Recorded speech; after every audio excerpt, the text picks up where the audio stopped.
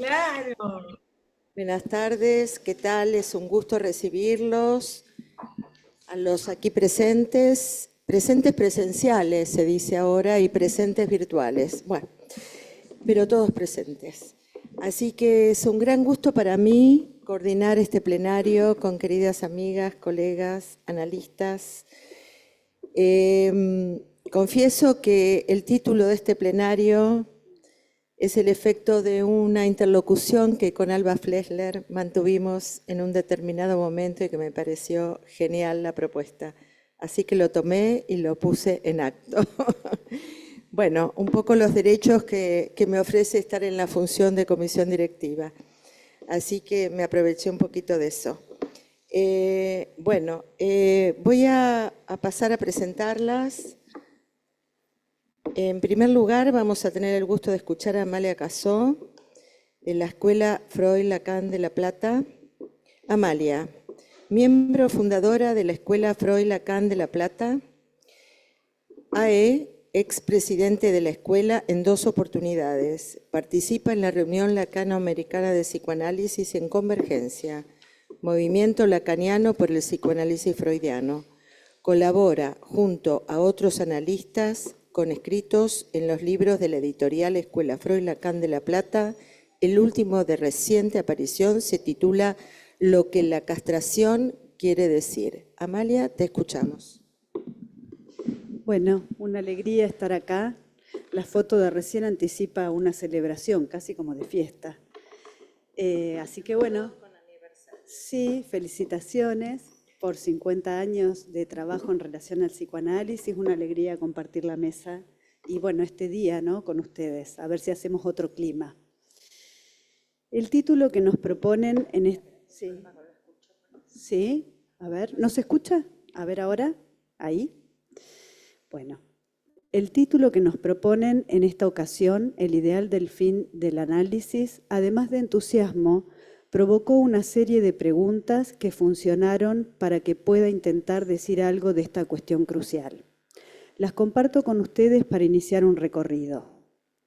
¿Cuáles podrían ser las consecuencias de sostener el ideal del fin del análisis? Sabemos que la propuesta de los posfreudianos para el fin de análisis como identificación con el yo fuerte del analista, ubicado en el lugar del ideal, produce consecuencias. Fija una posición de sumisión al Padre. Decimos que un análisis conmueve los ideales, los interroga y los orada. Entonces, ¿es posible un fin de análisis ideal? ¿Se puede anticipar un fin de análisis antes de que el mismo acontezca? Si nos remitimos al historial del hombre de los lobos, podemos ubicar que la intervención de Freud de establecer un plazo para el análisis provocó el recrudecimiento de los síntomas. El fin de análisis es el mismo para todos aquellos que realizan un análisis. Si cada análisis es singular, podremos situar las coordenadas lógicas del inicio y el final, pero en la marca singular del sujeto que allí se efectúa. ¿Qué esperar del fin del análisis? Tal vez sea esta una pregunta que debamos hacernos y sostener vigente cada vez que recibimos un paciente. En principio, para considerar la dimensión de la espera y también para dejar que se realice un recorrido que implique la sorpresa, el suspenso, realizar el juego que propone el analizante. Lo que se espera del fin de análisis, ¿es lo mismo que lo que se encuentra en un fin de análisis? No es lo mismo lo imaginado, lo dicho y lo que se presenta en lo real. En ese recorrido se formula un decir que hace diferencias, también entre lo esperado y el hallazgo. ¿De qué modo incide en los análisis que conducimos no leer y no interrogar el ideal del fin de análisis? ¿Sostener el ideal del fin de análisis no entorpece la prosecución del mismo? ¿Es posible un fin de análisis sin analizar ese ideal? Tanto Freud como Lacan se preguntaron por el inicio y el final del análisis, y resulta necesario que cada uno de los que practicamos psicoanálisis consideremos las operaciones que se producen en un análisis, no solo apostando a la formalización, enseñanza y transmisión, sino porque no hacerlo produce efectos en el lazo. En la iniciación del tratamiento, Freud establece la metáfora de un juego de estrategias para referirse a la dirección de la cura. Plantea que quien pretenda aprender por los libros el noble juego del ajedrez, pronto advertirá que solo las aperturas y los finales consienten una exposición sistemática y exhaustiva, en tanto que la rehúsa la infinita variedad de las movidas que siguen a las de apertura. Para que la experiencia psicoanalítica inicie, es necesario que estén dadas las condiciones, es decir, que se produzca la instalación de la transferencia. Se supone al otro, al que se dirige la demanda, un saber respecto del padecimiento. La posición abstinente del analista provoca un decir que implica una dimensión donde comienza a escucharse que las palabras vehiculizan lo inaudible. Lacan ofrece su vuelta a esta cuestión en la proposición del 9 de octubre del 67, interesado además en producir discurso, tratando de situar qué de lo acontecido en el análisis en intención pasa a la extensión. Propone el dispositivo de pase como lugar en la escuela donde se pueda decir, leer y escribir de lo que ha sido la experiencia de análisis. Dirá que el inicio y el final del análisis son nuestros puntos de empalme, ubicando que al comienzo del psicoanálisis está la transferencia.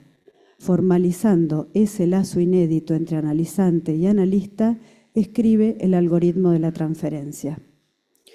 Entiendo que de ese empalme podemos dar cuenta cuando es posible leer algunas coordenadas del enlace transferencial, cuando puede leerse la lógica significante que ha posibilitado que el análisis prosiga hasta el desenlace, tiempo de rotación en que el saber del inconsciente se ubica en el lugar de la verdad, pasaje de analizante a analista, deseo de analista. En términos de operaciones lógicas, podemos plantear que en el tiempo del fin de análisis se produce lo que Lacan llamó en el Seminario 11 la liquidación de la transferencia. Lo plantea como la realización de alguna operación de alambique, refiriéndose a un instrumento de metal utilizado como método de destilación que posibilita la evaporación y posterior condensación de determinado material. Me resulta oportuno pensar, con ese instrumento, la evaporación del sujeto supuesto saber, que en el mismo acto deja una letra concentrada que es cifra que orienta el deseo, escribiendo modalidades de goce. Esa evaporación da cuenta del lugar del que se ha partido para hacer un recorrido, que al final produce la caída de las vestimentas del objeto A y un nombre nuevo. Tiempo del acto. Posibilidad de ubicarse de otro modo respecto de lo que se lee como demanda del otro, haciendo lugar a la falta. Se produce el desenlace de la transferencia con el analista y permite seguir contando desde ahí con la operatividad del deseo que en algunos casos se torna práctica discursiva con otros. En el seminario Momento de Concluir, cuando Lacan está hablando del pase y alguien del público parece que esperaba algunas luces sobre el fin de análisis, lo define así. El fin de análisis es cuando se ha girado 2 veces en círculo, es decir, reencontrado esto de lo cual se está prisionero.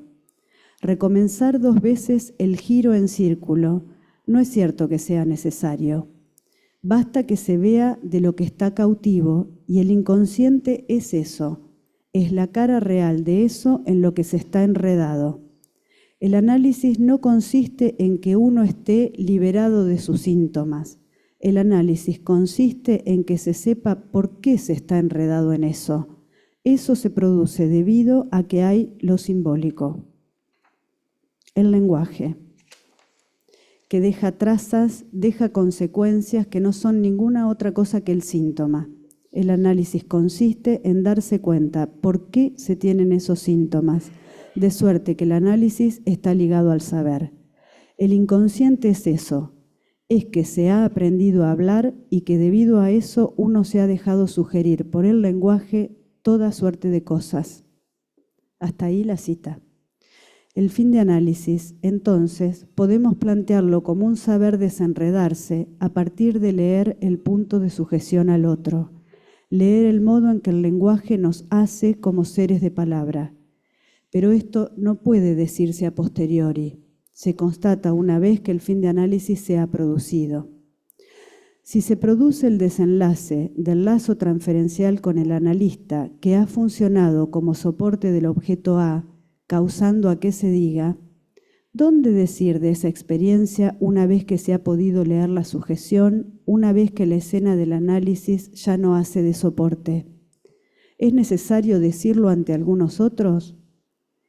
Entiendo que el fin de análisis puede leerse a la luz de lo que ha sido el inicio, de qué modo se ha instalado la transferencia, de qué modo la liquidación del sujeto supuesto saber presenta la caída de la escena, la ficción que se ha realizado con el analista. Doble vuelta, porque al realizar esas vueltas constatamos que lo esperado no se corresponde con el hallazgo. Esa doble vuelta dice del inicio de otro modo. Me parece importante ubicar que Lacan en esa cita busca definir el fin de análisis apelando a un doble giro, a la lectura de la repetición, pero no dice criterios que habría que cumplir para lograr el fin.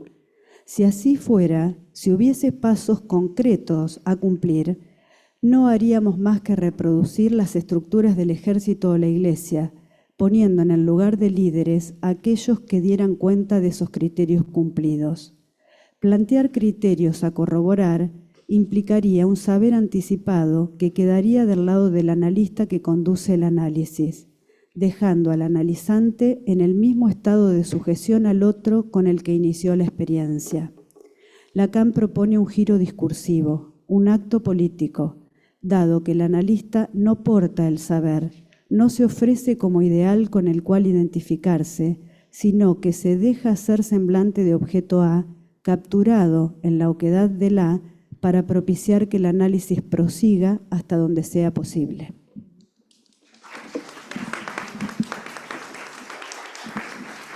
Bueno, muchas gracias, Amalia. Vamos a escuchar ahora a Alba Flesler. Es miembro de la escuela AE y AME, fue presidente en 1995 y en ella dicta su seminario anualmente. Colaboradora frecuente de los cuadernos Sigmund Freud, es autora de los libros El niño en análisis y el lugar de los padres, El niño en análisis y las intervenciones del analista, ambos publicados también en portugués por Editorial Sagar y Editora Discurso, y Niños en Análisis, Presentaciones Clínicas, todos editados por Editorial Paidós de Argentina. Te escuchamos. Bueno, muy contenta de que estemos aquí reunidos, de estar en esta mesa con amigas y compañeras de ruta. Quiero agradecer a la comisión directiva. Estamos cumpliendo 50 años de la fundación de una escuela que nos permite estar aquí, diciendo cada uno su palabra, sus reflexiones, su modo de entender y de formalizar su práctica. ¡Wow! Así que bueno, gracias por sostener la tradición y gracias a la Comisión de Organización de las Jornadas por permitir este encuentro. Bueno, el tema propuesto para hoy es el fin del análisis, pero yo quería centrarme en la cuestión del ideal, que es un tema que despertó mucho interés en esta jornada. Surgió de distintas maneras, con preguntas y con cuestiones. Y empezaría por decir que en general todos compartimos la idea de desidealizarlo, ¿sí? Sobre esto hemos insistido. Pero quiero hacer una pregunta. Si acordamos que no hay fin de análisis ideal, ¿eso implica que debemos rechazar la idea de todo ideal sobre el fin? No lo creo. Pienso que tal vez nos ayudaría a distinguir entre un ideal y otro. Lo diría así. No se trata de colocar el fin del análisis en el altar de un podio ideal, pero sí hay un ideal de lo que se puede esperar, dijo bien Amalia, ¿qué se puede esperar de un fin de análisis? ¿Por qué reviste importancia situar la doble perspectiva a la que el genitivo del título nos invita? Creo que porque nos permite justamente, como también mencionó Amalia, no trabajamos juntas, ¿o sí? Trabajar las consecuencias que tiene para nosotros. Tanto creer que al fin del análisis se alcanza un estado ideal, como a la inversa, pensar que no ha de haber ningún ideal. Respecto del fin, Lacan se ocupó con mucho interés, lo sabemos, sobre todo porque leía atentamente a Freud, que se mostró prudente y receloso respecto de una cura definitiva y acabada. En ese terreno, Lacan jugó su disparidad y propuso que sí, que para él había fin de análisis. Sin embargo, la primera muestra de que no era un ideal cerrado es que no se quedó con eso e inventó un procedimiento para poner en marcha una investigación. Y esto es importante subrayarlo, porque esa investigación habría de llevarse dentro del ámbito de la escuela.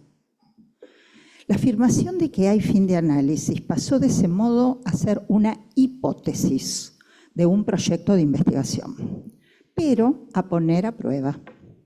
El PASE fue y sigue siendo para mí una investigación. Si no lo tomamos así, no tiene sentido. Recordaba que la proposición de Lacan es del 67, pero tiene antecedentes.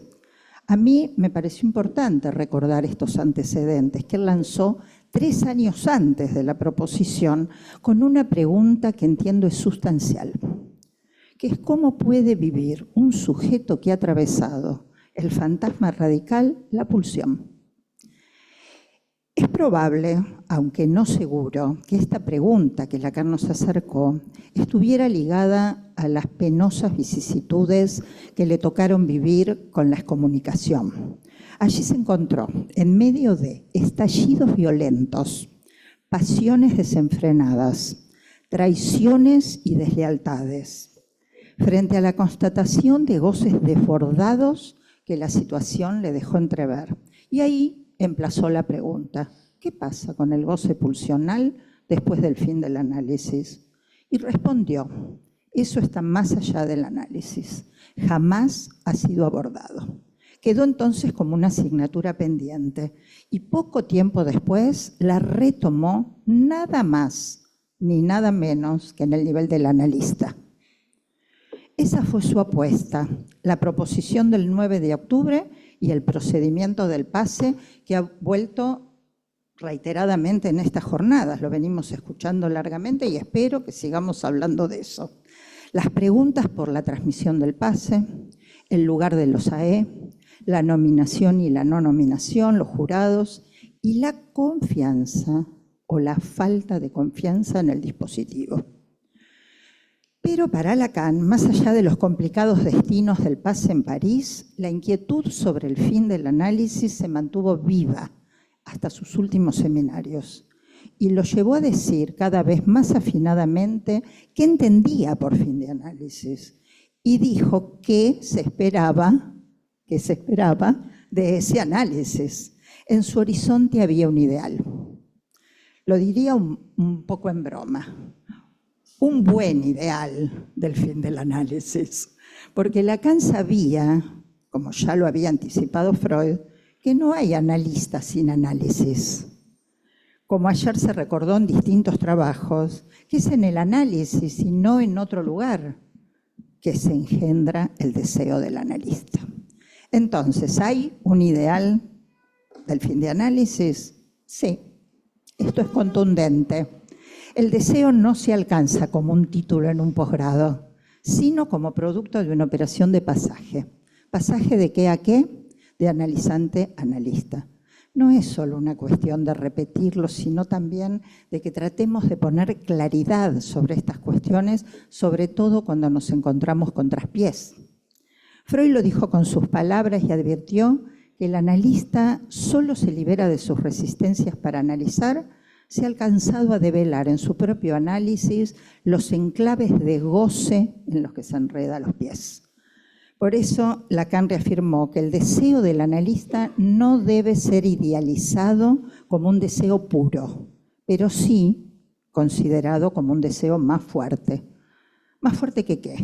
Y más fuerte que los goces, que pueden alejarlo de su posición para el sostén con Versagung, es decir, con abstinencia en la transferencia. ¿Esto es un ideal? Sí, porque se espera que no haga manipulación de la vida de sus analizantes.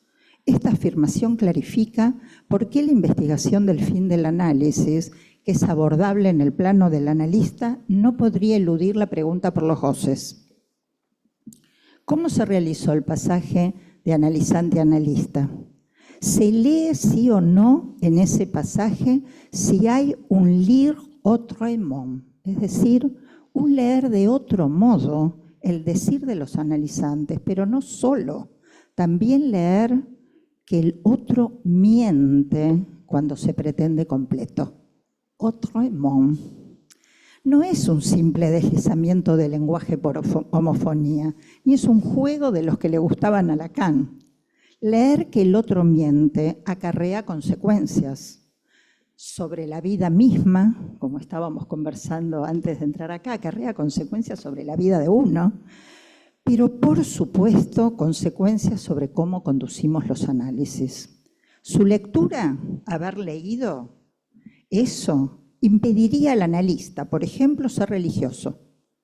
Le impediría pretenderse oferente de una concepción del mundo, devoto de un dogma sagrado, sea social o religioso, o promover su propio ideal como mandato superyoico.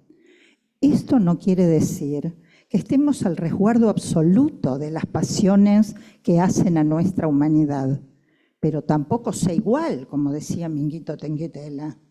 Bien, si en el seminario del 64 Lacan estaba interesado en interrogar el goce pulsional, en el 77, en Moment de Conclure, dirá que al fin del análisis también se trata de saber.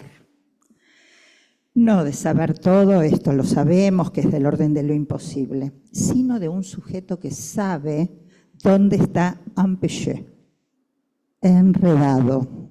Es un sujeto advertido de su enclave de fijación primaria, ese real que entra no todo en discurso y se repite volviendo al mismo lugar con efectos en la extensión. Está lo que no entra en discurso, como señalaba ayer Cristina Ochoa con una de sus preguntas, y que lejos de repetirse como insistencia, impulsiona como repetición y requiere de remedios en lo real. Por eso el síntoma. Y un saber hacer con, savoir y faire avec. ¿Con qué? Con lo que no hace cópula con el saber. El goce que idéntico vuelve al mismo lugar una y otra vez, con variados desajustes notorios en el lazo social, como lo mencionaba ayer Eva Lerner. Pregunto, ¿no es eso lo que tal vez les hace vacilar a quienes no se deciden a pedir el pase?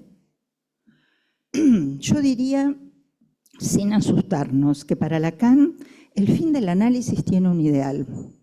Se sostiene entonces en el pasaje de analizante-analista, en el deseo del analista y en el sujeto advertido de dónde se enreda los pies para saber hacer con eso.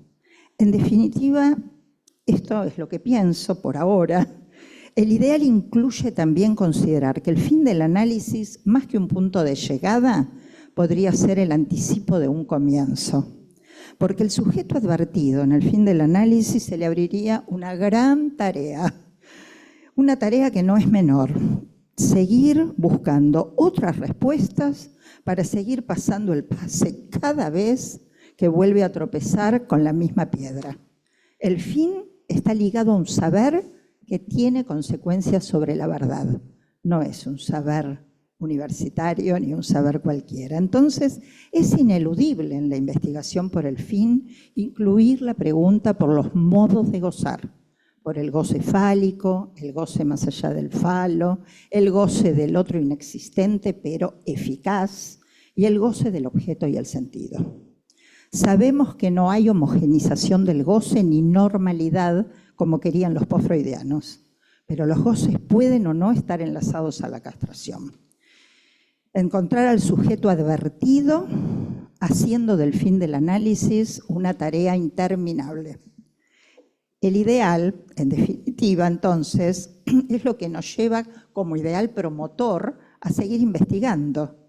Es un ideal que muestra un rostro edificante, si se está dispuesto a soportar la falta, que bien mencionaba Amalia también, la falta de proporción entre lo buscado y lo hallado. Sin ideal no se sostiene la investigación vital que anima la experiencia del pase. Ahora bien, y para concluir, quiero decir algo del ideal, cuando el ideal no es promotor. ¿Qué consecuencias acarrea?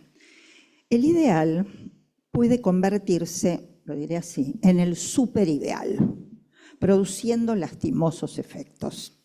El superideal es cuando el ideal se ha trocado en superyo. Y hallando taponado el agujero principal que se sostiene por el buen enlace a lo simbólico, hace oír la imperativa voz que ordena, goza, goza. Así debes gozar del fin del análisis. Este otro ideal, hecho con la argamasa del superyo, se ofrece siempre con sintagmas eruditos y coagulados, cuando no aburridos. Ya no es el ideal movido por el deseo de investigar, de sostener preguntas, sino un supuesto saber del fin del análisis ideal. Y respecto de esta distinción, entonces, quisiera decir unas últimas palabras sobre cómo estamos hoy, para que podamos conversar. La investigación productiva, para mí, subsiste, pero algunas perspectivas podrían amenazar con cerrarla. Por ejemplo, las propuestas de Freud y de Lacan podrían llegar a colocarse en una improductiva disyunción excluyente. Si para Freud un pétreo límite hace al análisis interminable, para Lacan el fin del análisis supondría no solo una posición definitiva, sino lo que es aún peor, una adquisición lograda. En ella anidan discursos que no solo dejan en el olvido la pregunta de Lacan respecto de la pulsión, sino que también anhelan, para el fin del análisis, un analista sin fantasma, sin repetición y más allá, por supuesto, de las transferencias con un maestro o un reconocimiento con otros. Casi dueño del inconsciente y de todo saber hacer. Es cómico, como dijo ayer Cristina Marrone. Para mí, el fin del análisis no certifica conclusiones centellantes ni grandes finales con didactas sanos, genitales y maduros. Pero tampoco vale todo. El fin del análisis es un tiempo conmovedor en extremo, como lo dijo Mariel Westcamp y Analia Megrecian en sus ponencias, que deja al descubierto la fragilidad más soterrada del ser humano. No es un momento exultante ni fácil de transitar. Él se da a leer en el sujeto advertido y abierto a seguir una tarea interminable con sus goces. Se abre así una disposición, lo llamaré así, una disposición a seguir buscando mejores respuestas ante los desencuentros inevitables con lo real. A mi entender, y termino, cuando un analista ha recorrido más de una vez el bucle hasta su término, luego de atravesar la totalidad del ciclo de la experiencia analítica, no solo arroja una advertencia y un saber hacer con su síntoma y el síntoma. También, al atravesar el fantasma fundamental, el sujeto vive el encuentro con la pulsión y otros goces como una tarea sin fin. Tal vez por esa razón, el fin del análisis hace que el análisis sea interminable. Muchas gracias.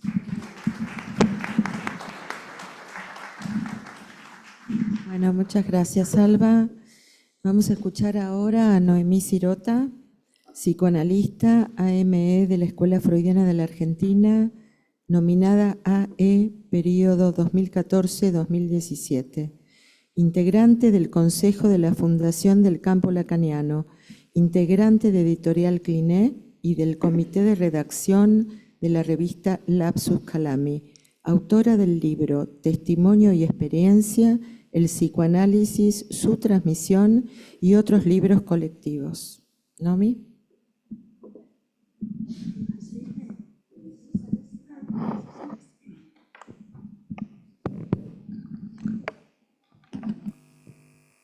Hola, buenas tardes. Bueno, un gusto estar aquí con otro nuevo festejo de los 50 años de la Escuela Freudiana de Buenos Aires. Les deseo realmente otros 50, aunque no estemos. Y bueno, de eso voy a hablar. No sabemos. Bueno, muchas gracias por la invitación. Realmente es un honor estar acá.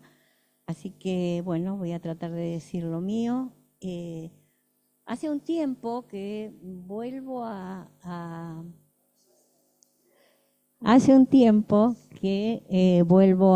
en distintas oportunidades a poner en juego una pregunta que me pone a trabajar y la encaro de distintas maneras. La pregunta es, ¿cómo se habla en una cierta época y cómo ese modo de hablar indica el goce que surge en cada discurso? En ese sentido, para hoy y para este título tan interesante que han planteado respecto de este panel, la pregunta toma la forma de ¿qué ideal del fin del análisis podemos concebir en este tiempo en el que los seres hablantes podrían estar en riesgo de extinción?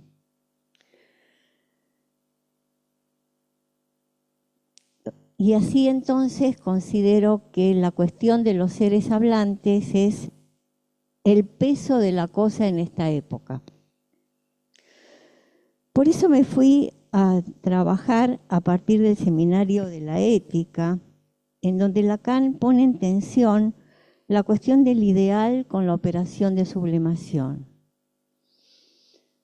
También en lo que se espera del análisis.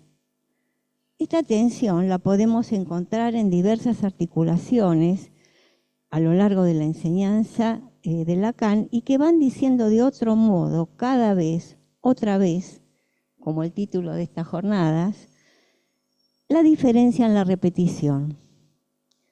Así la sublimación define esa forma del sujeto lógico allí donde se desarrolla el trabajo creador en el orden del saber.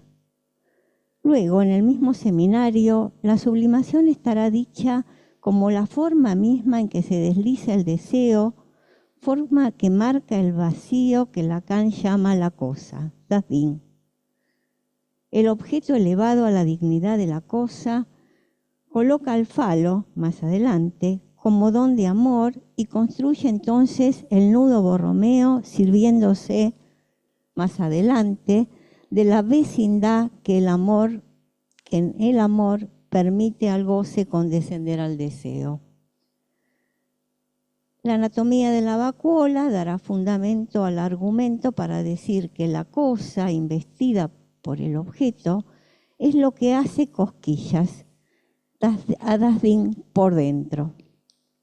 Toda esta introducción va respecto de lo que está planteado desde el seminario de la ética, cuando Lacan dice lo que se nos demanda en el fin del análisis es la felicidad. El analista se encuentra con esa demanda, sin embargo, el análisis no implica una disciplina de la felicidad. Esta devino en la historia una promesa de la política, un factor de Versagung de la cosa política. Una sola cosa como destino es propuesto por Freud como posibilidad de feliz satisfacción de la tendencia. Y esto es la noción de sublimación, cuando Freud presenta la posibilidad de satisfacción para el hombre en transformar sus deseos en productos comerciables, vendibles, y ahí nos da la pauta de qué, de varias cosas. Nos da la pauta, entiendo, de que más que tratarse de la consecución de la felicidad, se trata de señalar la articulación con la economía como puesta en juego de un goce que tendrá que ver con lo que realiza una satisfacción, el dinero. Ahora bien, esa satisfacción es con la pulsión que implica un cambio de objeto. Un cambio de objeto sin represión, va a decir Freud, dado que la satisfacción no proviene del cambio por otro objeto más satisfactorio, sino del cambio mismo, de esa ansia de un objeto que hay entre un objeto y otro.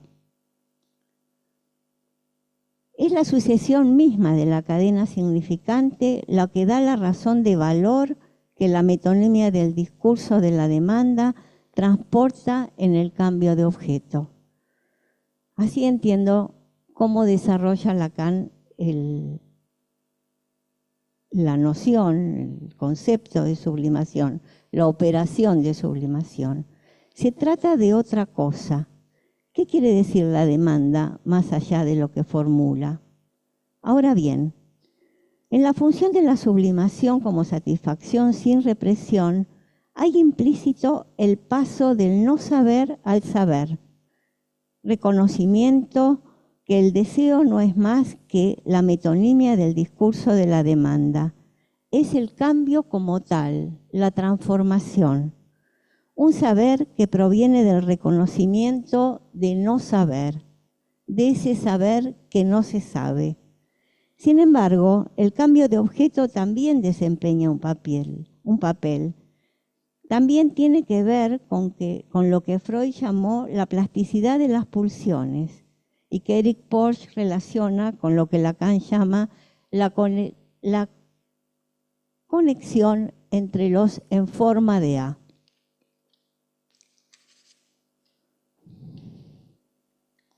El análisis implica eso que ocurre cuando sucede que uno le habla a otro y de allí surge un lazo social en el que contamos con el lenguaje como condición del inconsciente.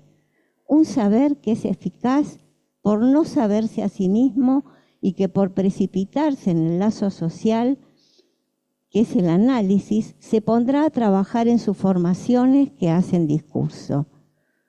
Un discurso que tiene como condición que no hace universo, porque se constituye a partir de que algo falta. Es interesante considerar cómo concebimos el deseo del analista a partir de tomar esa falta como referencia, el síntoma como resultado y el deseo entonces como efecto.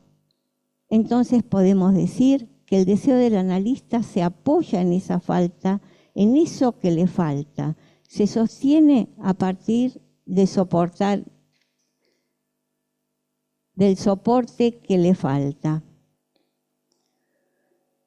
Ahora bien, cuando el objeto A ocupa el lugar de Semblán, ese lugar puesto a prueba de discurso está ocupado porque alguien le ofreció hablar a otro. Ese alguien que debe callar el amor para que haya un decir analizante. El Semblán lo hace el discurso del analizante y es el discurso el que lleva, transporta eso que se hace, eso que se dice, que equivoca, translitera, hace trastabillar el sentido que pasa a otra cosa. Esa otra cosa que pesa menos porque pierde la determinación, un decir menos tonto y más impotente. Eso entiendo que es el ideal del final del análisis. Dicho de este modo, en esta época, en este momento, lo seguiremos diciendo. De los 4 discursos que hacen al discurso del psicoanálisis, el discurso del analista es el único que tiene como condición la capacidad de interrogarse a sí mismo. ¿Cómo? Poniendo su deseo en posición de objeto para otros, su singularidad en lo colectivo. Su cosa, el vacío de su causa en función de poner la cosa en práctica. Contar con el no saber, con qué hay de eso, que ese no saber hace en sus tropiezos con lo que la lengua materna ha hecho de nosotros y arroja un saber hacer. Es otro modo de decir del final del ideal o de la idea de un final de análisis. Que la práctica del análisis pone a juzgar las condiciones de producción de esa satisfacción, es preciso hacer transitar por ese trayecto que las pulsiones derivan hacia un camino y que requiere del pudor del acto analítico. Pudor necesario porque el acto analítico requiere que distingamos la estructura sadiana del fantasma de la evidencia que el sadismo explota con el fantasma en el lazo social. Y eso es fuente de malestar. Philippe Soler, en el libro que lleva por nombre Sade, planteando con Lacan que para hablar de la pulsión de muerte es necesario considerarla en su contexto histórico, va a decir que el maremoto de libertad del siglo XVIII engendró a Sade. El siglo XIX trabajó para ignorarlo y censurarlo. El XX se encargó de mostrarlo y el XXI tendrá que considerarlo en su evidencia. ¿Cómo se habla en esta época? Esto me llevó a varias preguntas considerando el peso de la cosa en nuestra época. ¿Qué orden de necesidad es la necesidad pulsional de destrucción? ¿Cómo se ordena? ¿Cómo se ordena la naturaleza en torno al dominio histórico en términos de discurso? La cuestión es que el goce se presenta como satisfacción de la pulsión, no de la necesidad. Las paradojas que introduce el goce en su complejidad se producen en el encuentro entre el cuerpo y la palabra, y es por eso que implica una ética en el discurso. La pulsión de muerte no es ni verdadera ni falsa, es sospechosa, es cosa del ser hablante. El sadismo del fantasma da la evidencia de la perversión. Poner en evidencia la diferencia entre la estructura sadiana del fantasma, a diferencia del sadismo de la perversión, como hace Lacan en el Seminario 16, implica tomar el acontecimiento del inconsciente en el centro de la ética, del mismo modo que en problemas cruciales va a plantear que el analista tiene a su cargo una conversión ética radical al introducir el sujeto en el orden del deseo. Y ahí entonces indica que no se trata de una moral de alma bella, la práctica del análisis, sino de una práctica del pudor en el lazo social.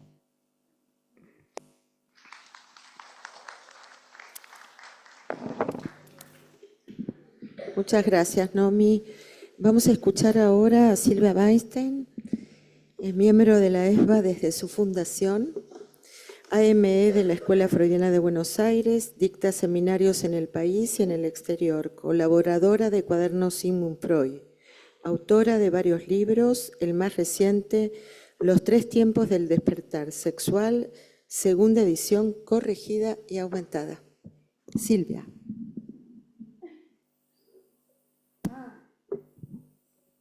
Bueno, buenas tardes a todos. Agradezco a la comisión directiva y a la comisión de jornadas la organización de este evento que para mí tiene algo muy conmovedor, que es en el marco del 50º de nuestra fundación, de la fundación de la escuela.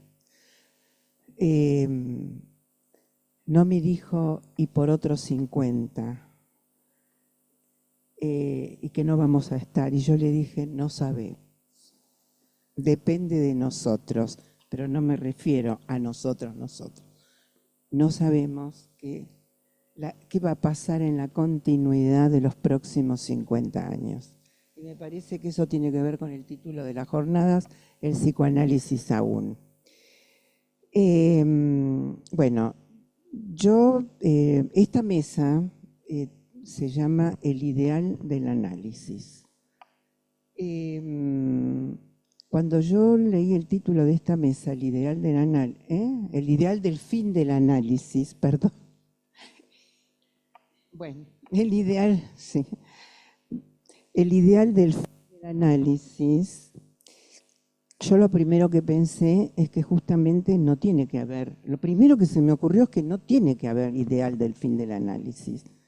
Justamente, ya lo dijeron mis colegas y lo escuché en otros trabajos, el fin del análisis es algo que está en investigación, no solo desde Lacan, porque lo formuló de diferentes maneras. Yo hoy voy a tomar una de ellas, que es la identificación al síntoma. Una de sus definiciones. Entonces, por eso a mi trabajo lo titulé Invención, su incidencia en el fin de un análisis. Perdón, quiero hacer esa aclaración, porque si hablamos del fin del análisis, entramos en el ideal abarcativo, ¿no? ¿Qué te pasa, José? Ay, me asusté. Justo. Perdón. ¿Querés un caramelo? ¿Querés agua, un caramelo, un café, un vino? Me asusté.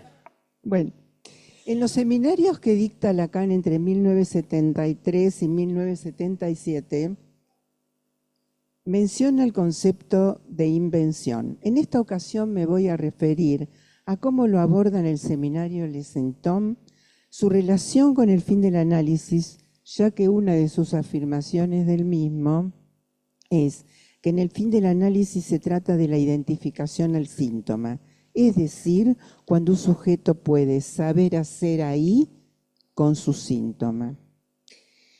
En la clase del 17 de febrero de 1976, Lacan diferencia el nudo de 3 del nudo de 4 y lo dice así. Lo cito: me he permitido definir como symptôme a lo que no permite al nudo de 3 hacer todavía nudo de 3, sino lo que lo conserva en una posición tal que tenga el aspecto de hacer nudo de 3. Hasta ahí la cita. Cuando habla del cuarto, es aquel que asegura el nudo de 3 y su función es la de suplemento en la neurosis. Yo lo leo así. En cuanto a los 3 anillos, se trata de 3 categorías heterogéneas que anudadas sus propiedades son la consistencia en lo imaginario, la existencia a lo real y el agujero a lo simbólico. Ninguna de las categorías es completa y cada una de ellas está abierta a lo que no es, abierta y por lo tanto agujereada. Solo porque están agujereadas, un anudamiento es posible. En el síntoma se trata del síntoma como metáfora y como goce que pone en juego lo real. Son las dos caras del síntoma. Dos vertientes del síntoma que discurren en los distintos tiempos de una cura. El symptôme no es ni real, ni simbólico, ni imaginario, sino lo que suple la ausencia de ligazón entre los 3 registros. Se trata del cuarto elemento que viene a anudarlos. ¿Y cómo lo formula Lacan en relación a la clínica? Según qué tipo de enlace se produce del nombre del padre con lo simbólico, en el caso de la psicosis aparece representado en el ego, como lo vemos, como lo trabaja en Joyce, y en la neurosis como lo real del goce del síntoma. De ahí el efecto del savoir-faire avec le symptôme. Modo de leer allí la invención del sujeto que arriba al fin de su análisis, cuyo aforismo cobra lugar cuando se trata de prescindir del padre a condición de haberse servido de él. ¿Dónde? En el síntoma. Un modo de pensar el pasaje del síntoma al symptôme. No se trata de una progresión, sino de una reversión del goce parasitario del síntoma, ese que aparta al sujeto del deseo, a una invención del sujeto, si se juega el saber hacer ¿con qué? Con el real de la vida cuyas contingencias conmueven el confort de la inercia del síntoma. El symptôme partener. Un analista, una mujer, es un symptôme para su partener en tanto nombres que se les da a lo agujereado. Agregaría que un hombre puede ser symptôme de su partener si ha podido soportar el pasaje por el lado de las que se dicen mujeres, sin por eso creer que es poco hombre. Pero su valor atraviesa la heterosexualidad. Decimos mujer, decimos hombre en tanto posiciones que para el sujeto son del orden de lo singular del goce y ningún colectivo podrá dar cuenta de dicha singularidad. Voy a cortar porque si no me voy a ir del tiempo. El síntoma ofrece al analista lo que se lee en lo que se escucha. Subrayo lo que se lee en lo que se escucha porque muchas veces, por lo menos a mí me ha pasado, analistas que supervisan conmigo dicen, me parece que hay algo que no escuché. No se trata solo de escuchar, sino de poder leer en lo que se escucha. Para mí, por lo menos. Su relación con el cifrado es lo que lo caracteriza. Así como el síntoma, ese efecto de palabras, dirá Lacan en sus últimos seminarios, que es menester deshacer con la palabra lo que fue hecho por la palabra. Freud, al afirmar que del síntoma el sujeto quiere liberarse, pero el obstáculo es la satisfacción, que Lacan llama goce, persiste e insiste en su conservación, y es desde este lugar que nos preguntamos cómo hacer el pasaje del síntoma al symptôme. ¿Qué es lo que rompe con esa fijación gozosa de la cual al mismo tiempo el sujeto padece? En RSI nos encontramos con una afirmación acerca del síntoma que dice, es la manera en que cada uno goza del inconsciente en tanto que el inconsciente lo determina. Yo después quiero decir algo en relación a lo que mencionó Nomi respecto de cómo se habla hoy en esta época, porque está relacionado con ese poco amor al inconsciente, por decirlo de alguna manera, o ese desenamoramiento al inconsciente que nos habita en esta época. En el symptôme se trata de otra cosa. El cuarto, el nombre del padre, el padre como nombre y el padre como nominante. La nominación es una función que agujerea al sujeto. El nudo formalmente es el cuarto que anuda a los otros tres. En el seminario 23, el symptôme estabiliza, no es una formación del inconsciente, como el síntoma, es un estabilizador de la estructura. Bueno, y voy a ir ahora con la relación del symptôme al fin del análisis. El cuarto nudo pasa entonces a tener la función de symptôme en tanto operación ligada al fin del análisis como identificación al síntoma. Afirmación que ha generado no pocas polémicas, controversias en la lectura de los analistas. Lacan aclara que la identificación al síntoma pasa por saber hacer ahí. ¿Con qué? ¿Con el goce irreductible del síntoma? ¿Con lo incurable del síntoma? ¿Con un cambio de posición respecto al goce pulsional? El symptôme estabiliza la estructura bajo la forma que adquiere un partener en posición femenina. Posición femenina, digo. Es así que el symptôme es invención del sujeto cuando opera el savoir y faire ahí con qué, con la cara real del síntoma que llamamos goce, con esos pedacitos de real que arroja el inconsciente en transferencia. Bout de réel lo llama en francés. Será la función deseo del analista la que hará posible poder recoger esos trozos de real con sus efectos que en el fin del análisis escriben modos de goce inéditos, es decir, del goce del síntoma cuya fijación lo torna parasitario a la reconversión del goce. Es mi modo de pensar el pasaje del síntoma al symptôme. Ahora bien, cabe preguntarse si un symptôme es definitivo o inamovible o por alguna contingencia de la vida no cumple la función de anudamiento ni de identificación al síntoma, sino porque analistas que arribaron al fin del análisis, que por atravesar la experiencia del pase han sido nominados, de pronto recurren a un analista. En mi experiencia ya no se trata del recurso al sujeto supuesto saber.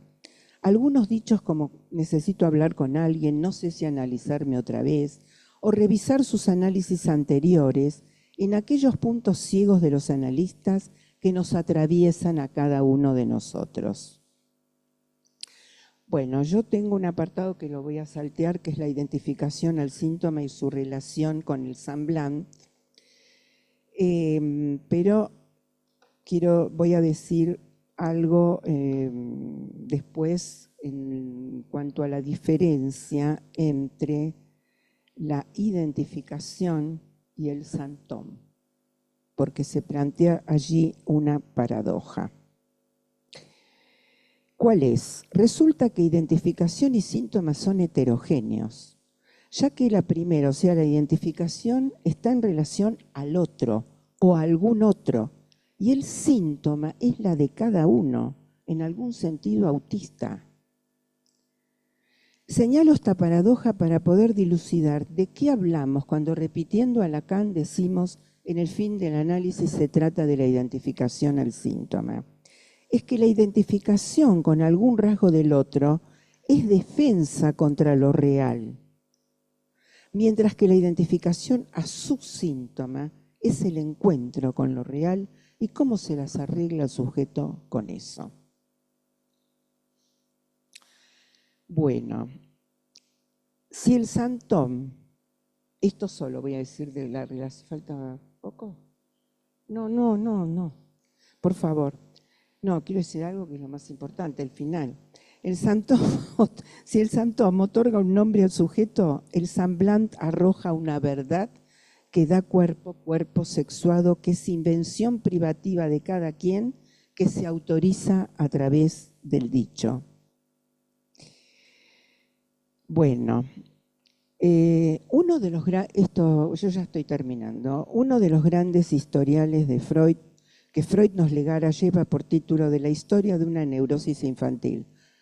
Lo nombró hoy Amalia, ayer lo nombró Irene de Mateo, creo que vos también, ¿no? No, vos. No. Bueno, hoy no, ayer. Es el guiño, es Memoria del hombre de los lobos, firmada por quien las escribe, por el hombre de los lobos. Es el guiño que nos hace quien fue otrora el paciente de Freud y que los analistas estampamos con el signo del objeto fobígeno, lobos, cuya representación en el sueño infantil atravesó todo su análisis. El guiño cuyo tono burlón nos sugiere que al fin inscribió su nombre propio al modo de la invención, advirtiéndonos a nosotros, los analistas, que Sergei Petrov no era su nombre propio. Gracias al lugar que ocupó en la transferencia con su analista, conquistó una pertenencia que en tanto Sergei Petrov había perdido, con el consecuente desgarro de dicha pérdida. Escritura que no es sin las marcas en el cuerpo que le hacen cuerpo, a quien, como sabemos, las manifestaciones de despedazamiento lo habitaron con suma frecuencia. Memoria del hombre de los lobos por el hombre de los lobos pasa al registro de la escritura, pasaje que auspicia que la fijación del goce pulsional enquistado en el objeto mirada produzca su caída. Trazo del sujeto que al dibujar el célebre sueño hace suplencia de los títulos nobiliarios que le fueron arrebatados por la contingencia que la guerra de su época afanó, lo dejó en estado de afanisis absoluta. En el final de su vida, es cierto, pero trasciende así la nominación que el otro de la transferencia hizo signo, cual marca de un producto para ser objeto de consumo, impronta de un signo para ser reconocido. En la primera entrevista me dice un señor al presentarse, ¿usted sabe quién soy? ¿Quién soy yo? No, le respondo. Insiste, ¿pero escuchó mis apellidos? Sí, claro. La respuesta anonadada en su rostro lo mantuvo mudo durante varios minutos hasta que pudo empezar a balbucear algunas de las cuestiones que lo traían a la consulta. Entre ellas, cómo tenía que mentir sobre sus apellidos para dejar de ser identificado como el hijo de. En este caso, el peso del patronímico, o sea, el apellido, los apellidos, no tenía valor simbólico, estaba escrito en el cuerpo, cual tatuaje difícil de ocultar y que en los distintos tiempos de la transferencia tuvo que ser reescrito bajo su nombre propio, el de su invención, a riesgo de perder su pertenencia familiar y social. Termino con esto. Savoir y faire con sus síntomas será invención del sujeto que adviene y determina su fin de análisis. Sexuación y semblant darán cuenta del encuentro con goces inéditos que por la vía de un análisis que arriba a su fin será la nota que resuena en el lazo social, amoroso y sexual. Se le nota a aquel que pasó por un fin de análisis, siempre y cuando no responda a ningún ideal, ni a la búsqueda de un reconocimiento, digo ideal en este punto, que las letras AE, analista de escuela, en ocasiones exacerba un narcisismo que degrada la experiencia del pase. Muchas gracias y perdón si me extendí. Gracias, Silvia. Vamos a pasar a un espacio de intervenciones.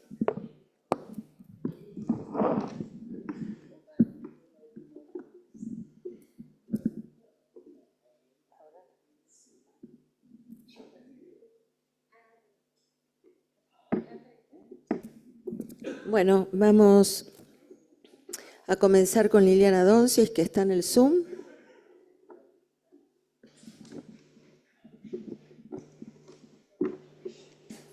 Hola. Bueno, muchas gracias a la mesa en su conjunto por lo que nos han brindado y lo que nos permiten seguir interrogando. Voy a ver cómo ordeno mis preguntas, que van a ser poquitas de todos modos. Amalia, me interesó algo que afirmabas, me interesó tu trabajo, pero en principio quiero comentar algo de lo que afirmabas, que era el acto político. Ahora bien, me quedé pensando, tal vez no lo entendí o tal vez no fue aclarado, y si podés decir algo, ¿dónde ubicás el acto político? Si en el final de análisis, con lo que el análisis implica, o en el pase, ¿no? En el hecho de pasar por el pase. Bueno, esta es, y otra pregunta más, que si se pudiera, si no la dejo simplemente planteada, vos hablabas de Lacan cuando habla de la liquidación de la transferencia, y yo pienso, en realidad me lo he preguntado más de una vez, lo he compartido con algunos de ustedes, ¿qué implica la liquidación de la transferencia? ¿Cuál es el destino de la transferencia una vez que cae particularmente el amor y el odio-enamoramiento, ¿no? ¿Dónde cae en la transferencia, en la liquidación? Lo dejo abierto. Dejo, digamos, estas dos preguntas. Alba, te agradezco el trabajo, realmente coincido en muchos de sus puntos y quería hacer un comentario, que es cuando hablas de que no está mal hablar del ideal, en el buen sentido del ideal, hubieras dicho, que no se trata de un ideal cerrado, sino del ideal de una idea. Lo tomé así. Y me acordé de Kant, cuando Kant dice que una idea es aquello que todavía no pasó por la experiencia.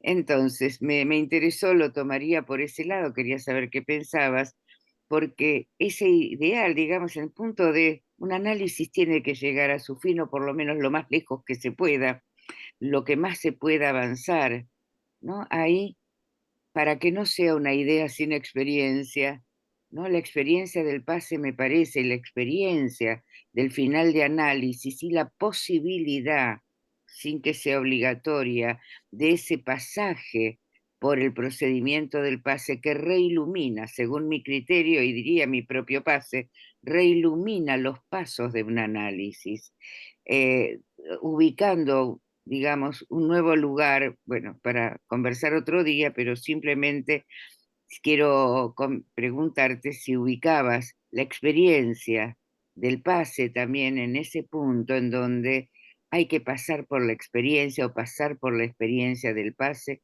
como iluminar el análisis.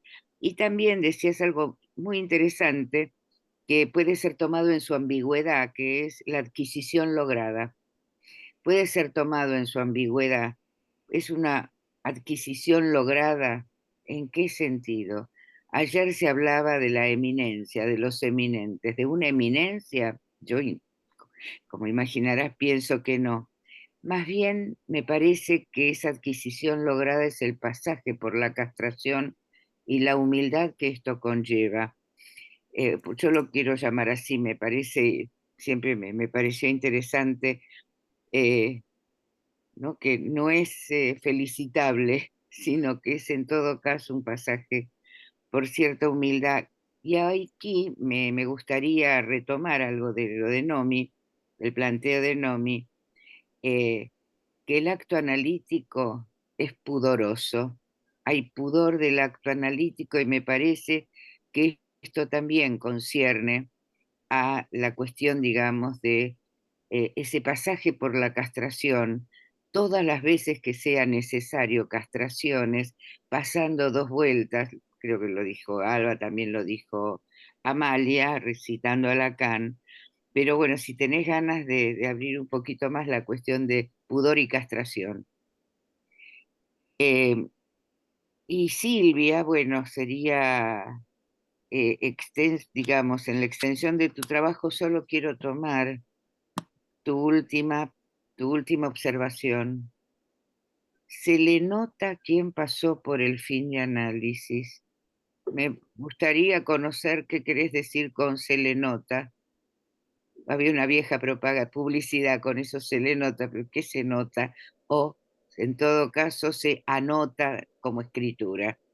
Bueno, gracias y gracias por la mesa, me han hecho pensar. Gracias. Gracias, Lili. Tenemos dos intervenciones más y pasamos a la mesa. Patricia Leyac y Claudia Luján. Patricia.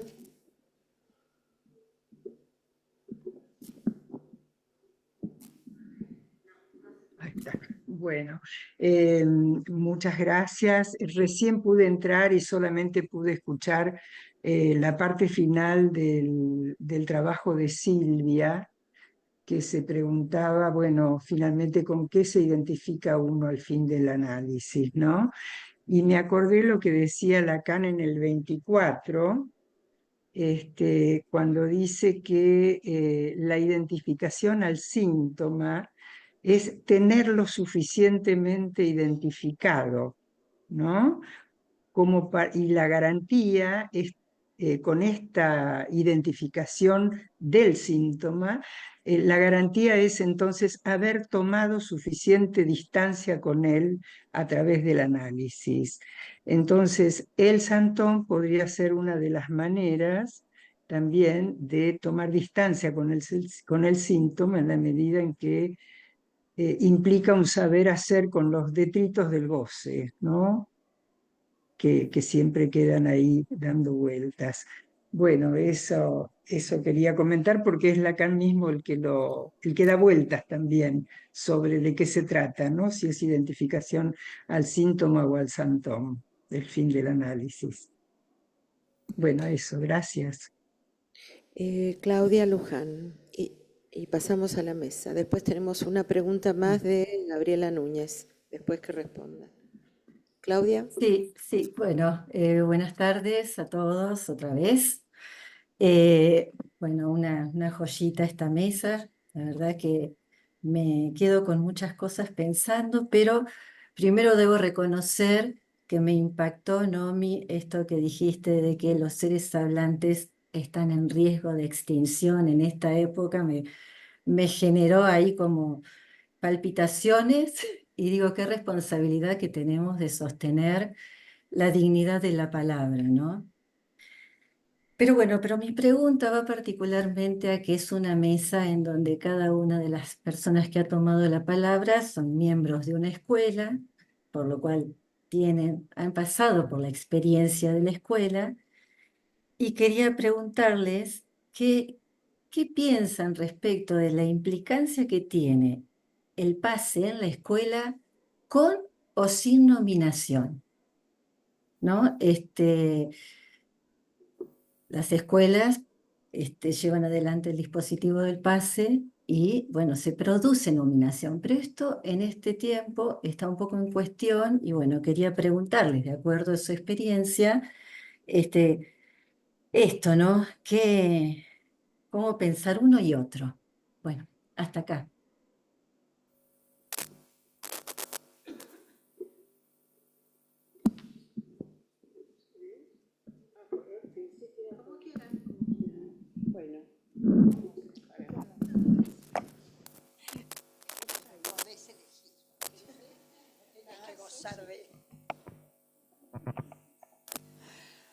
Bueno, yo hablé la última, pero bueno, me pasaron el micrófono, así que voy a decir algunas de las cuestiones que preguntaron o comentaron. Bueno, voy a empezar por Lili Donsis. Digo lo que me preguntaste a mí específicamente.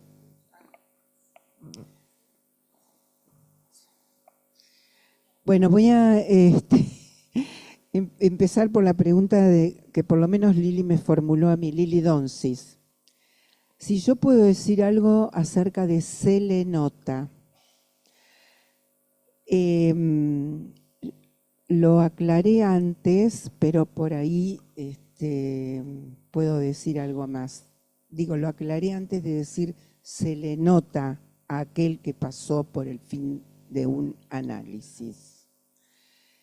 Más allá de sus saberes, se habló de las eminencias, bueno, y de todas las cuestiones referidas al fin del análisis, porque cuando alguien pasó por un fin del análisis, esto resuena como las notas que resuenan de la música en el lazo social, sexual y amoroso.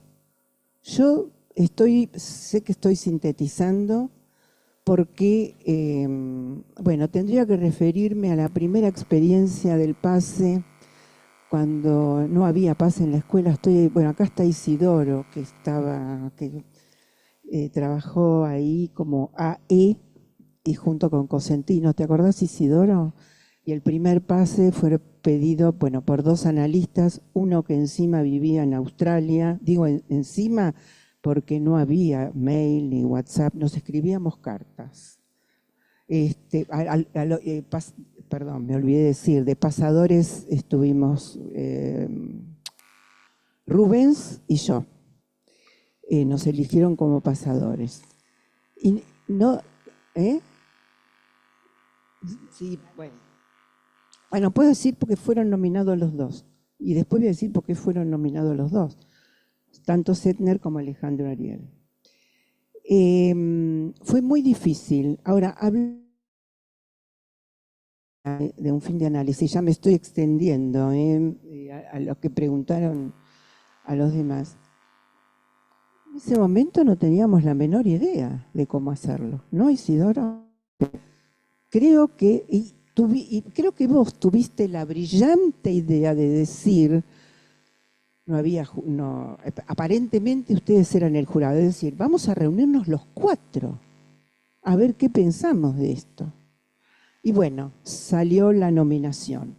Fue el primer pase que se hizo en la escuela. ¿Qué quiero decir con esto?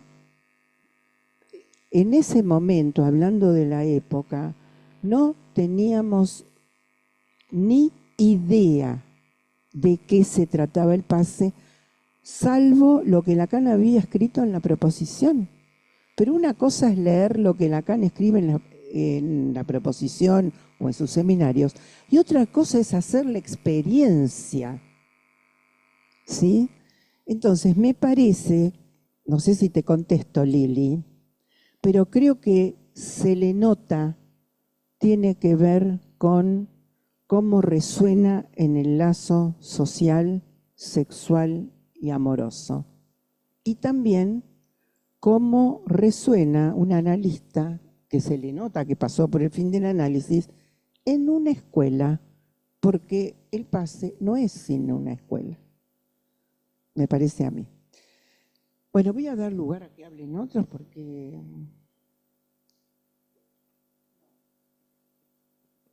Gracias. Estamos al revés, sí, pero bueno, es una otra manera. Dos cuestiones yo voy a responder, a pesar de que también tengo algún comentario respecto de tu trabajo, Silvia. En cuanto al ser hablante en riesgo de extinción, los seres hablantes, porque siempre es plural, ¿no? Yo lo pensé, digamos, es impactante, es terrorífico, pero creo que justamente tenemos la responsabilidad de tomar en cuenta que puede ocurrir, ¿no? Porque también pensábamos que nunca más íbamos a tener guerra. Y aquí estamos, ¿no? Entonces, no sé la respuesta, pero que se siga hablando es un ideal también, ¿no? Que se pueda seguir hablando. Que no caigamos todo el tiempo en el insulto, en la humillación, bueno, todo eso, en el te la debo. Por eso digo que el acto del analista es... Sí, bueno, por eso. Pero pensando en cómo se habla también, o en la robótica también, tenés razón. Y por eso planteé la cuestión del pudor, que Lacan lo plantea en el seminario 21, es llamativo, porque cuando está ubicando ahí la cuestión de orientarse por lo real, respecto del acto analítico, plantea que la única virtud es el pudor. Y yo lo pensaba, digamos, justamente en este sentido, de saber, ese saber que vos decías, Alba, que se produce, saber que ese saber viene del no saber, no de la acumulación, digamos, ¿no? De lo no sabido. Eso me parece que es lo pudoroso del acto analítico, que toca, digamos, es vecino, es próximo a una cuestión que parece moral, ¿no? O pacato, pero que tiene que ver con eso, con la abstinencia respecto del saber, así lo entendía yo. Y respecto a lo que vos decías, la cuestión de la identificación al síntoma, yo trabajé un montón de tiempo la cuestión de la precisión de traducción, porque Lacan ahí habla, digamos, toma el o, que puede ser a él, al, ¿no? Identificar al síntoma, y me parecía que tenía que ver con esto que comentaba Patricia, ¿no? Tenerlo identificado, digamos. Bueno, eso. Bueno, bueno, muchas gracias por las preguntas. Pensaba, bueno, en relación a esta pregunta que retoma Lili, ¿no? El acto político, ahí, el acto político no sin el acto analítico, me parece que ahí está la cuestión. Lo que Lacan nos ofrece es este dispositivo que ponemos a prueba, que es el dispositivo de Pace, que tiene que ver cuando un análisis concluye, donde se produce la liquidación de la transferencia, entendiendo que lo que se liquida es el lazo transferencial con alguien, el analista que sostuvo ese análisis.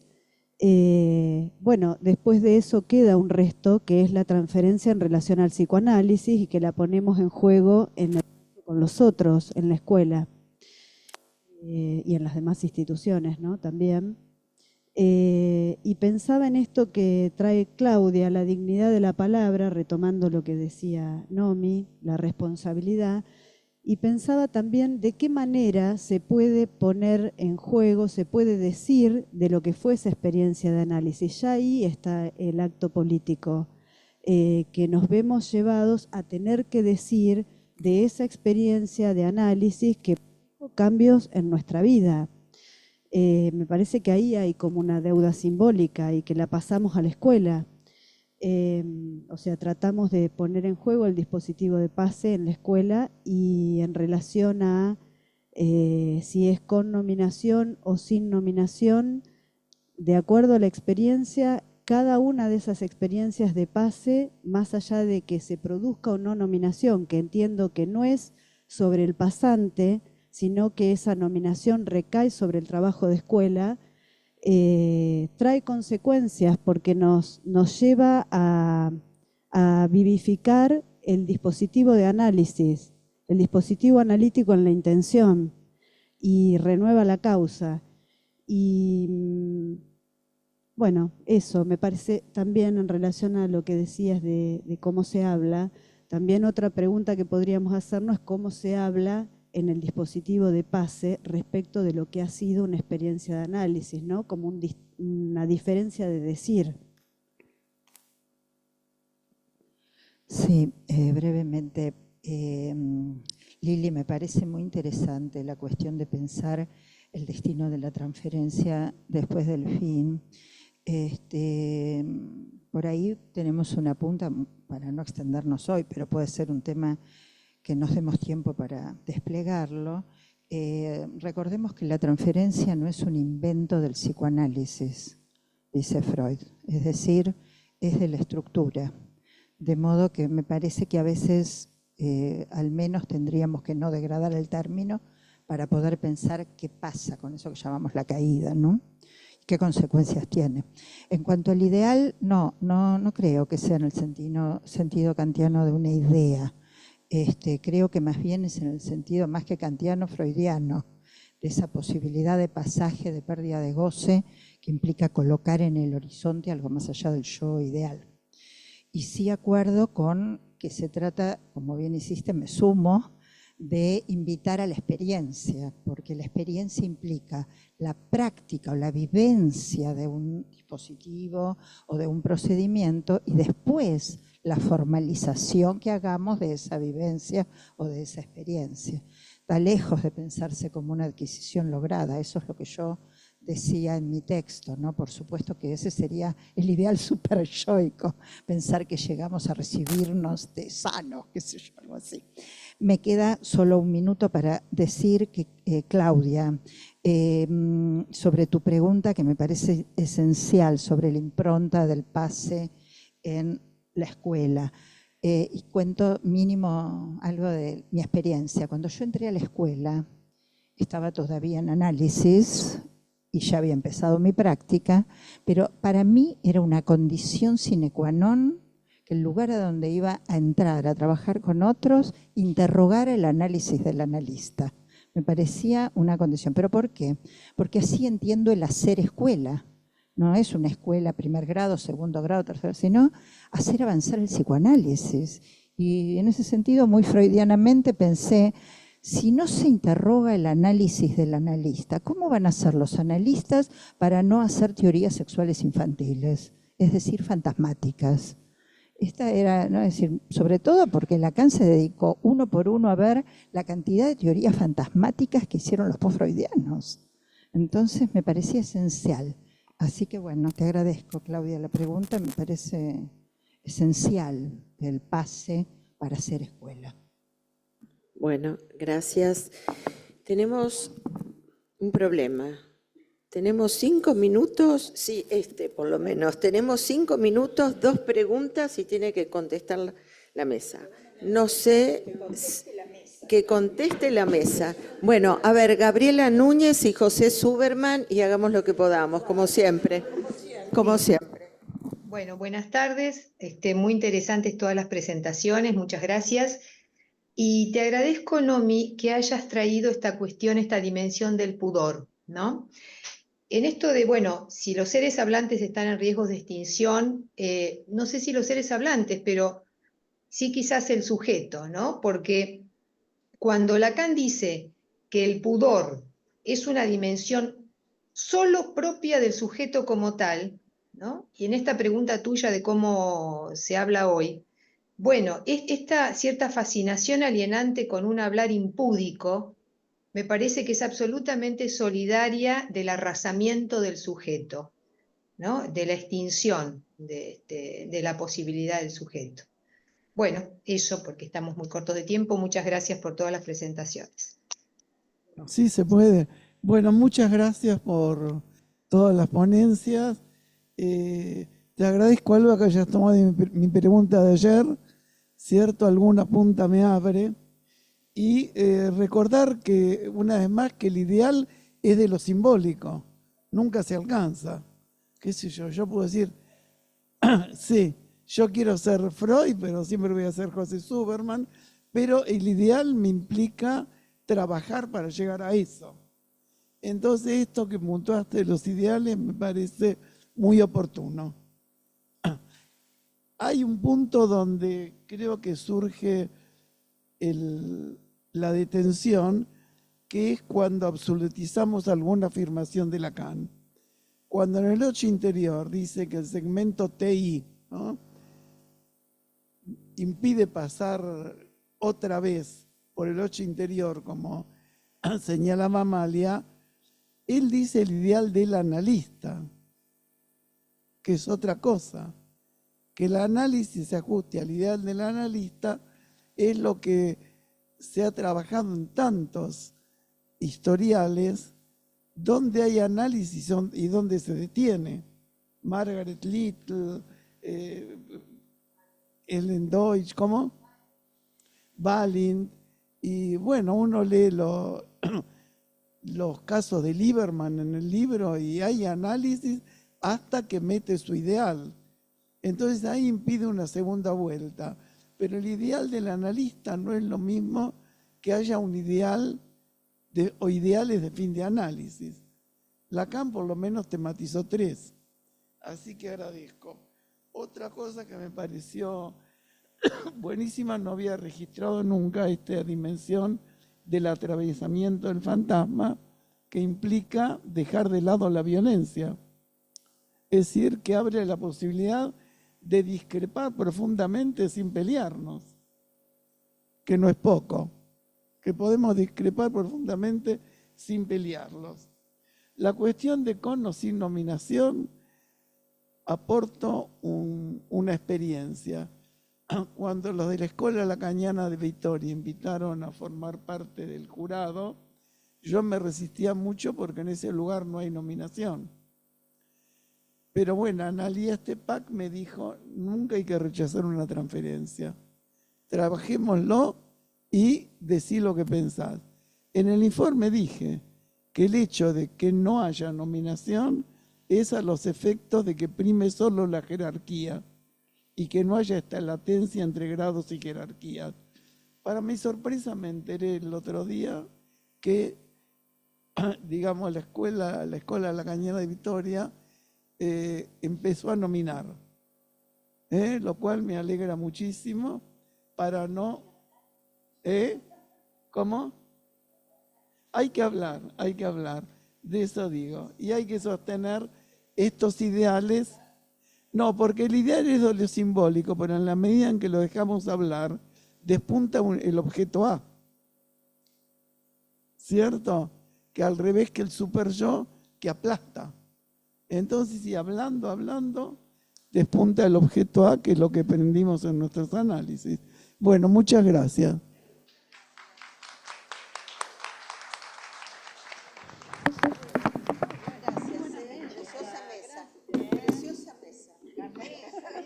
Hay que pasarle divina. Lo mismo. No diga todo lo que tengo anotado. Lo del ideal. Me gustó mucho. Los beneficios